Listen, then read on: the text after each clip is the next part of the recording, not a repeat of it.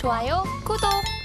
이번 주에도 저도 또 지난주에는 제가 이제 공주의 밤을 따러 갔잖아요. 네. 이번 주는 정원가하고 꽃놀이를 구경 갔어요. 전국을 좀 많이 다니고 계시네요. 네, 이상하게 많이 다니게 되네요. 네. 일단, 하지만 이제 그 과정 속에서도 우리 네. 시장 걱정을 하신 거군요. 꽃을 보면서 이렇게 시장을 정리를 하는 거죠. 네. 주말에는. 근데 이게 일단은 제가 좀 오늘 지금 시청자분들이 굉장히 혼란스러울 거예요. 네. 제일 혼란스러운 게 뭐냐면은 막 이슈나 뭐 이제 소재거리는 굉장히 많은데 막 정리 정돈은 안 돼요. 지금 대체 뭔 상황이야? 네. 어떻게 되는 거야? 그리고 뭐 나스닥이 하루 3% 올랐다가 또 3% 빠졌다가 계속 출렁이고 있거든요. 그 왜 이런 현상이 나오고 있나 막 하면서 이제 궁금해하실 거예요, 대부분이. 근데 이거를 좀 임팩트 있게 좀 정리를 해드릴게요. 네, 좋습니다. 제가 이제 항상 얘기를 드리는 게 저의 무기는 항상 솔직함인 것 같아요. 예. 냉정하게 얘기를 드리고 저는 솔직하게 여러분들한테 경제TV에 나오는 패널로서 얘기를 드리겠습니다. 지금 시장 모르겠습니다. 자, 그게 해답인가요? 왜 모르냐? 예. 왜 모르냐? 어느 정도 이제 좀 있으면 힌트가 또 나올 거예요. 네. 지금 우리가 좀 시장에 대해서 최근의 사례가 뭐냐면은 왜 이 얘기가 나오는지에 대해서 제가 해답을 드리도록 할게요. 자, CPI가 분명히 높게 나왔죠. 네. 근데 되돌림을 줬어요. 우리 기억하시죠? 그때 CPI 웹 때. 제가 사실 이제 방송을 준비를 하기 때문에 PPT의 자료 갖고 와서 얘기를 하지만은 제가 이 노란톡에 이제 무료 노란톡에 이 얘기를 한번 했었어요. CPI 발표 직후에 9시 30분 이후에 이거 좀 기다려 보세요. 이거 되돌림 줄 거예요. 라고서. 보통 CPI 이렇게 나오면 와 이거 큰일 났네 뭐하네 하면서. 근데 제가 노란톡에 실제 그렇게 썼어요. 이거 되돌림 줄 거예요. 왜냐? 지금 시장에서 근거하는 내용 자체가 뭐냐면은 최종금리가 어떻게 보면 추가 스탯을 계속 주냐 안 주냐 이 부분을 좀 포커스를 맞추고 있는 상황인데 사실 이번 CPI 때 이제 근원 CPI가 이제 그냥 일반 CPI는 안 보겠습니다. 그건 내용을 얘기를 안 하고 근원 CPI가 0.1% 올랐죠. YOY 기준으로. 예. 6.6% 나온 걸로 기억을 하고 있어요. 예, 6.6%가 딱 나오면서 시장에 대해서 9시 30분 이후에 금리 변동 확률 자체를 좀 체크를 하는데 일단은 계속적으로 우상향에 대한 모멘텀을 가고 있다는 거는 증시 상황에는 안 좋지만 그 당일성에 대한 화제 자체는 금리를 추가적으로 준다기보다 확률 도표만 좀 다소 변경이 된 상황으로 연출이 됐기 때문에 좀 의아함이 굉장히 많았기 때문에 지속적인 하락 여부를 좀 끌어내기는 굉장히 힘들겠다 이 생각은 있었어요. 그리고 시장이 좀 살아나는 분위기가 계속적으로 나오는 거는 지금 현 시장이죠. 예. 굉장히 간단한 건 CPI 이후에 어떤 모션 자체가 크게 없어요. 예. 화면 잠깐 내리겠습니다. 우리가 봐야 되는 건 뭐냐면은 금리에 대한 내용이거든요, 여러분들. 예. 지금 금리에 대한 부분이 내년도 이제 7월 거 보면은 여기서 멈춰 있어요. 5에서 5.25% 상태로. 만약에 이 상태가 계속적으로 유지가 된다면 증시는 계속 오를 거예요. 최종금리가 고정으로 나왔기 때문에. 아시겠죠? 이게 유지가 된다면. 이게 유지가 된다면이에요. 근데 제가 오늘 여러분들 천명님 말씀하신 걸 좀 더 딥하게 들어가 보도록 할게요. 딥하게. 자, CPI가 만약에 이제 아까 얘기했던 그 CPI가 근원 CPI 기준으로 볼게요. 근원 CPI가 만약에 멈춘다면 얘는 이 연준도 추가적인 스탯은 안 올리겠죠. 냉정하게. 여러분들 미국이 기준금리가 5%를 한다는 게 말이 될까요?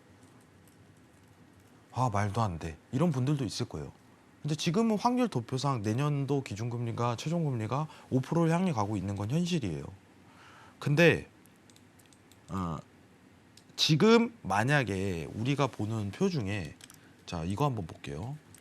아까 얘기했었던 30년물 모기지 금리죠. 이게 계속 올라가고 있다는 거는 미국이 5.25%가 아니라 5.5%도 할 수 있고 5.75도 할 수 있고 6%도 할 수 있다는 가망성이 열리는 거예요. 가능성이. 지금 시장이 반등을 올라가는 거는 최종금리에 대한 변경이 없기 때문이에요. 근데 지금 이게 계속 올라가고 있다는 거는 CPI가 계속 올라갈 수 있어 라고 가능성을 계속 내포하는 거겠죠? 여러분들? 이게 여러분들 사실상 이제 제일 쉽게 그냥 직관적으로 설명을 드릴게요. 예, 월세예요, 월세. 대출 금리고 월세예요. 렌트비. 그렇게 생각하시는 게 편해요. 이게 주거비라고 생각하시는 게 그냥 직관적으로 편합니다. 근데 이게 올라가고 있네요. 그러면은 지금 상황에서는 최종 금리가 CPI 발표 이후에는 큰 변동은 없지만 만약에 이제 앞으로 연준이 이제 연설도 하고 FOMC 회의를 통해서 계속적으로 스텝 발표를 하고 이렇게 내용을 나오겠지만은 이게 멈추지 않으면은 또 추가 스텝에 대한 언급을 하겠죠. 그죠? 그럼 그때 또 시장이 떨어지겠죠. 냉정하게. 우리는 지금 5.25%에 대한 어떤 부분에 대해서 직접적으로 5.25라고는 안 하겠지만은 이 이상에 대해서도 더 밟아야 될 분위기야라고 얘기를 하면은 이 확률 도표가 이쪽으로 이동을 하겠죠. 예. 자, 이쪽으로 이동이 된다면은 어떻게 되겠어요? 여러분들?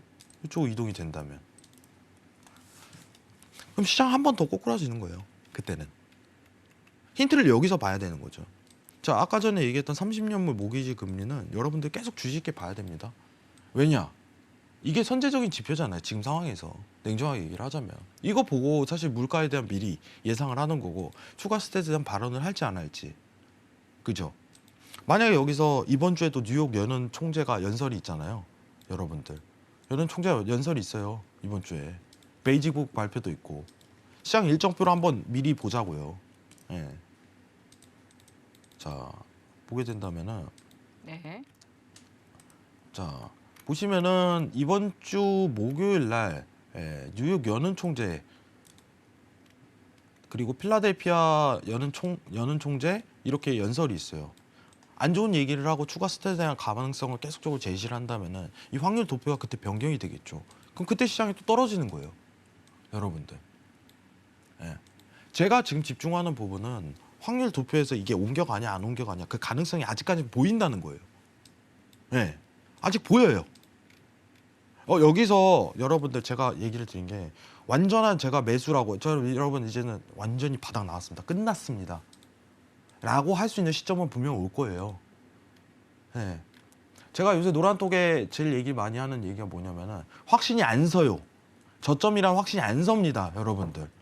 전 확신이 쓴다면 여러분들한테 매수를 보라고 할게요. 이거예요. 확신이 쓰잖아요?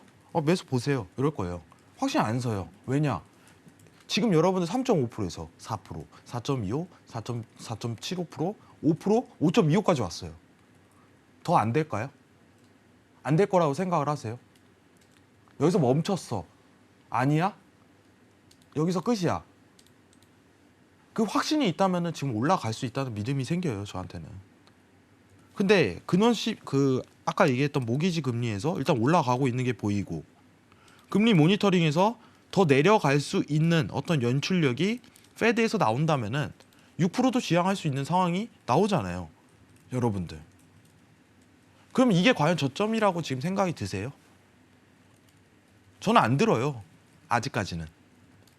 이게 만약에 고정적으로 최종금리가 바뀐다면 그때 이제 끝났습니다. 네. 그러니까 제가 맨 처음에 나왔던 모르겠어요라는 얘기 자체가 지금 일시적인 반등은 가지만 아직 내려갈 수 있는 시장에 대한 매크로 환경은 계속적으로 조성 중이라는 거예요. 아까 천명님께서 얘기하신 저도 뭐 이제 같이 매번 얘기를 했었지만은 오늘 또 얘기를 해주셨는데 이건 굉장히 중요한 지표예요. 지금 보고 있는 게 이걸 볼 줄 알고 모르고에 대한 차이는 굉장히 큽니다. 시장을 미리 내다보는 데서 이게 왜냐면 계속 올라가게 되면 연준이 가만히 있겠습니까? 이거예요. 결국은 또 뭔가 얘기를 하겠죠. 그러면은 확률 도표가 또 변경이 되면서 또 한 번 시장 내려가겠죠. 그 가능성이 보인다는 거예요. 일단 제가 차트 보고 나서 일단은 설명을 드릴 겁니다. 이번 주 일정 베이직북하고 뉴욕 연은 총재는 계속 필수적으로 봐야 되고요. 그리고 더 추가적으로 얘기를 할게요. 이거는 좀 이따 제가 차트를 보고 얘기를 할 건데 지금 제일 재밌는 종목은 사실 엔화예요. 엔화. 네. 제가 일전에 그 얘기를 했었어요. 유로를 하지 말고 그냥 엔화를 하세요. 제일 편합니다. 엔화는 어쩔 수 없이 계속 떨어질 겁니다 라고 얘기를 했어요. 화면 잠깐만 드릴게요. 지금 아셔야 돼요, 여러분들 이것도. 네, 엔화 계속해서 약세 이어지고 있더라고요. 왜냐면은 전 세계가 긴축을 하고 있는데 네. 엔화는 돈을 풀고 있잖아요. 그러니까요. 이걸 못 버리거든요. 네. 이거를. 오늘도 32년 만에 이 최저치 경신했다라고 하더라고요. 제가 그래서 여러분들 그냥 마음 편하게 수익 내시려면 그냥 엔화 매도만 보세요라고 계속 얘기를 했었어요. 네. 이거는 왜냐면은 이 다른 거는 달러가 만약에 최종금리가 고정이 되고 이러면 갑작스럽게 틀 바뀌어 버리는데 네. 이건 안 바뀌어요. 이건 그냥 원웨이 가는 거예요, 계속. 왜냐? 다 긴축하고 있는데 혼자 돈 풀고 있는 구성에 대한 환경이 그 나라에서 나온다면은 이거는 틀이 바뀔 수가 없어요. 예. 조만간 이제 일본 여행도 준비를 해야죠. 엄청 싸니까 여러분들. 굉장히 나이스한 타이밍입니다. 그렇죠. 엔저가 이제 얘기를 하면. 엔저가 네. 심각한 상황이기 때문에. 근데 여기 어려운 말이 써 있지만은 예. 제가 그 강연회 때도 항상 얘기를 드렸던 거는 YCC에 대한 부분이 뭐 이런 식으로 써 있는데 결국 이 한마디가 돈 풀어 아니면은 돈 쪼여 이 두 가지로만 딱 구분만 맺을 수 있다면은 통화 정책에 대한 이해도 자체는 거의 50% 이상은 다 가지고 간다라고 설명을 드렸었어요. YCC 뭐예요? 여기 넘어가면 일드캡 씌워서 넘어가면 채권 무제한 매입. 난 국채 금리가 이 이상 올라가면 BOJ에서 그냥 무제한 매입하겠다. 돈 풀겠다. 양적 완화하겠다. 얘네는 각 반대로 가고 있어요. 일본은. 왜? 물가가 얘는 심각하지 않거든요. 이 정책 고수해도 될 정도거든요. 만약에 일본이 물가가 이제 6%, 7% 똑같이 타 국가처럼 나온다면 이 정책 고수할 필요는 없겠죠. 근데 2점 몇 프로에서 내외로 계속 움직인다는 거는 이 정책을 유지해도 괜찮다라는 관점이 나오는 거예요. 그러면은 이거는 양적 완화를 갑자기 BOJ가 나와서 우리 이제 양적 완화를 끝내겠다라고 말할 리가 거의 희박하다 이거죠. 상황이. 그럼 일반은 엔화는 계속 내려가는 거예요. 어쩔 수 없이. 아시겠죠? 그러면 차라리 엔화를 보는 게 제일 낫다 이거고 좀 이따 이제 유로 차트랑 엔화 차트 비교하면서 이 부분 좀 딥하게 설명을 드리도록 할게요. 이상입니다. 좋아요, 구독.